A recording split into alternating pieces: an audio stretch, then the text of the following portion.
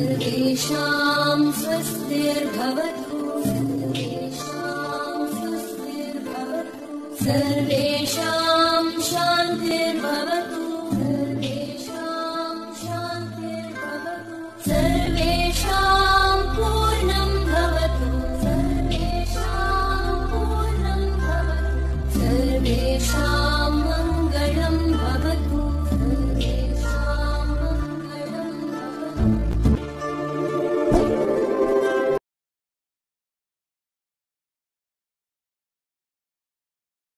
Online classes में आपका फिर से स्वागत है।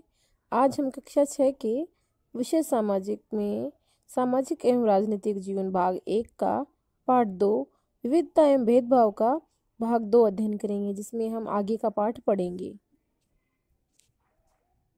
आज हम विविधता एवं भेदभाव का जो आगे का पाठ है वो पढ़ेंगे। तो भेदभाव का सामना करने पर अपनी आजीविका चलाने के लिए लोग अलग अलग तरह के काम करते हैं, जैसे पढ़ाना, बर्तन बनाना, मछली पकड़ना, बढ़ईगिरी करना, खेती एवं बुनाई इत्यादि करते हैं। लेकिन कुछ कामों को दूसरों के मुकाबले अधिक महत्वपूर्ण माना जाता है। सफाई करना, कपड़े धोना, बाल काटना, कचरा उठाना जैसे कामों को समाज में कम महत्व का माना जाता है। इसलिए जो लोग इन कामों को करते हैं उन्हें गंदा और अपवित्र माना जाता है। यह जाति व्यवस्था का एक बड़ा ही महत्वपूर्ण पहलू है। जाति व्यवस्था में लोगों के समूह है, यानी कि जो व्यक्ति जैसा काम जाति मान लिया जाता है। जैसे कि जो यानी किसी काम को नीचा समझा जाता है तो उसको उस जाति के अकॉर्डिंग ढाल लिया जाता है। एक चित्र देख रहे हो आप इसमें, इस चित्र में बच्चे को टीचर पढ़ा रहा है, जिसमें 2 बच्चे काले रंग के दिख रहे हैं, तो उनको जाति व्यवस्था के आधार पर अलग बिठाया गया है, सीढ़ी के तले में रखा गया है। उनको अछूत और अयोग्य कहा जाता है। जाति प्रथा के नियम एकदम निश्चित थे। इन अछूतों को दिए गए काम के अलावा और कोई काम करने की इजाजत नहीं थी। उदाहरण के लिए कुछ समूह को सिर्फ कचरा उठाने और मरे हुए जानवरों को गांव से हटाने की इजाजत थी। उन्हें ऊंची जाति के लोगों के घर में घुसने, गांव के कुएं से पानी लेने और यहाँ तक कि मंदिर में घुसने की इजाजत भी नहीं थी। उनके बच्चे दूसरी जाति के बच्चों के साथ स्कूल में बैठ नहीं सकते थे। इस तरह ऊंची जाति के लोगों को अधिकतर अधिकार हासिल था। उससे उन्हें तथाकथित अछूत को वंचित रखा जाता था। यानी कि अछूत है, उसको कुएं से पानी नहीं लेना दिया जाता था और वो अन्य बच्चों के साथ खेल नहीं सकता था। यानी ये सब बातें थी वो अछूत लोगों के लिए प्रचलित थी। अब इसमें एक कथन है डॉक्टर भीमराव अंबेडकर के बारे में। डॉक्टर भीमराव अंबेडकर 1891 से 1956 को भारतीय संविधान के पिता एवं दलितों के सबसे बड़े नेता के रूप में जाना जाता है। डॉक्टर अंबेडकर ने दलित समुदाय के अधिकारों के लिए लड़ाई लड़ी। उनका महार जाति में जन्म हुआ था जो अछूत मानी जाती थी। महार लोग गरीब होते थे, उनके पास जमीन नहीं थी और उनके बच्चों को वही काम करना पड़ता था जो वो खुद करते थे। उन्हें गांव के बाहर रहना पड़ता था। गांव के अंदर आने की इजाजत नहीं होती थी। अंबेडकर अपनी जाति के पहले व्यक्ति थे जिसने अपनी कॉलेज की पढ़ाई पूरी की और वकील बनने के लिए इंग्लैंड गए। उन्होंने दलितों को अपने बच्चों को स्कूल कॉलेज भेजने के लिए प्रोत्साहित किया। दलितों के अलग अलग तरह की सरकारी नौकरी करने को कहा ताकि जाति व्यवस्था से बाहर निकल जाए। कि डॉक्टर भीमराव अंबेडकर ने अपनी जाति के लोगों को प्रोत्साहित किया कि वे अलग अलग तरह के काम करें ताकि इस जाति व्यवस्था के बंधन से निकल जाए। जाति व्यवस्था किससे जुड़ी हुई है? काम से जुड़ी हुई है। तो अलग अलग काम करेंगे, वैसे उनकी जाति व्यवस्था बदल जाएगी। दलितों के मंदिर में प्रवेश के लिए जो कोई प्रयास किए जा रहे थे उनमें उनका अंबेडकर ने नेतृत्व किया। उन्हें ऐसे धर्म की तलाश थी जो सबको समान निगाह से देखे। से आगे चलकर उन्होंने धर्म परिवर्तन करके बौद्ध धर्म को अपनाया। उनका मानना था कि दलितों को जाति प्रथा के खिलाफ अवश्य लड़ना चाहिए और ऐसा समाज बनाने की तरफ काम करना चाहिए जिससे इसकी इज्जत हो, नहीं न कि उसकी बेइज्जती। अब अगले पृष्ठ को हम देखेंगे कि कैसे भारत की एक महान मशहूर हस्ती को भेदभाव का सामना करना पड़ा। यह भाग हमें यह समझने में मदद करेगा कि कैसे जाति के तहत बहुत बड़ी संख्या में लोग भेदभाव के शिकार होते हैं। भारत के एक महान नेता डॉक्टर भीमराव अंबेडकर ने जाति व्यवस्था पर आधारित भेदभाव के अनुभवों के बारे में लिखा है। यह अनुभव उनको 1901 में हुआ जब वे इंग्लैंड गए थे। के लिए प्रोत्साहित किया। दलितों से अलग अलग तरह की सरकारी नौकरी करने के लिए कहा ताकि वे जाति व्यवस्था से बाहर निकल पाए। यानी कि जाति व्यवस्था किस पर आधारित है? कार्य पर आधारित है। यानी काम बदलेगा तो जाति व्यवस्था में परिवर्तन अपने आप होगा। दलितों के मंदिर में प्रवेश के लिए जो कोई प्रयास किए जा रहे थे, उनका अंबेडकर ने नेतृत्व किया। उन्होंने ऐसे धर्म की तलाश थी जो सबको समान निगाह से देखे। जीवन में आगे चलकर उन्होंने धर्म परिवर्तन करके बौद्ध धर्म को अपनाया। उनका मानना था कि दलितों को जाति प्रथा के खिलाफ अवश्य लड़ना चाहिए और ऐसा समाज बनाने की तरफ हमारा काम करना चाहिए जिससे सबकी इज्जत हो, न कि बेइज्जती हो। अगले प्रश्न में हम देखेंगे कि कैसे भारत की मशहूर हस्ती को भेदभाव का सामना करना पड़ा। यह भाग हमें समझने में मदद करेगा कि कैसे जाति के तहत बहुत बड़ी संख्या में लोग भेदभाव का शिकार होते हैं। भारत के एक महान नेता डॉक्टर भीमराव अंबेडकर ने जाति व्यवस्था पर आधारित भेदभाव के अपने अनुभवों के बारे में लिखा है।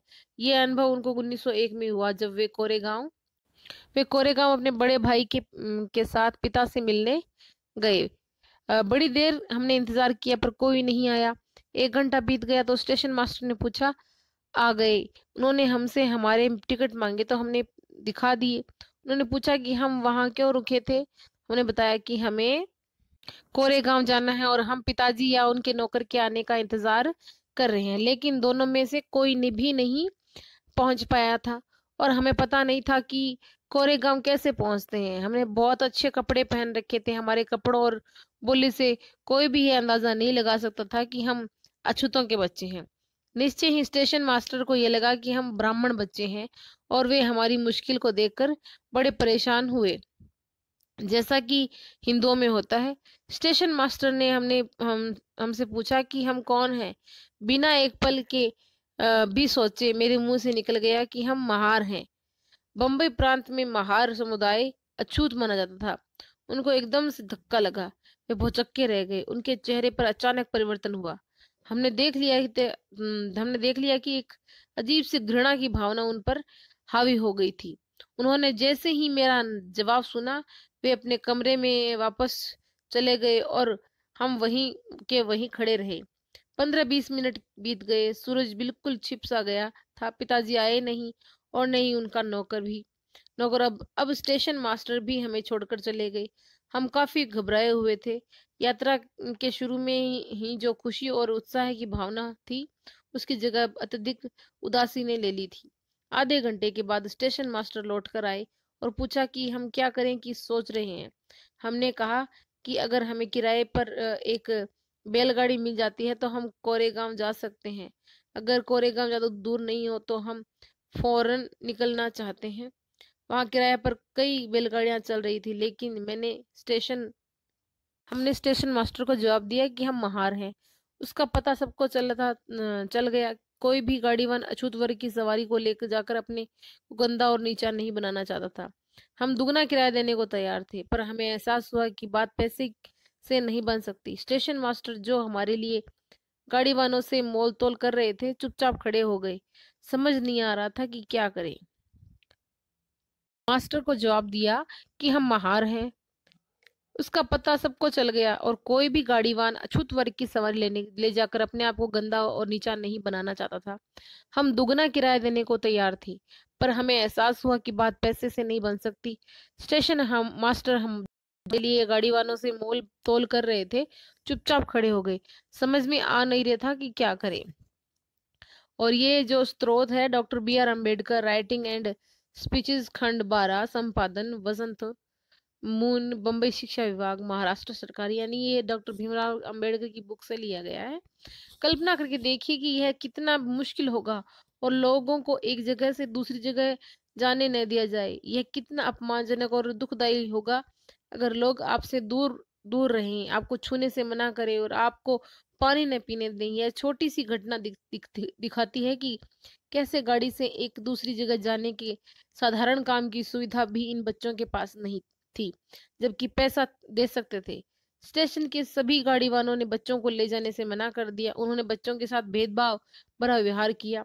इस कहानी से ये बिल्कुल साफ हो गया कि जाति पर आधारित भेदभाव न केवल दलितों के लिए, जो उन्हें आदर और सम्मान नहीं मिलने देता, और जो दूसरों को मिलता है। समानता के लिए संघर्ष। ब्रिटिश शासन से ही आजादी पाने के लिए जो संघर्ष किया गया था, उसमें समानता के व्यवहार के लिए किया गया संघर्ष भी शामिल था।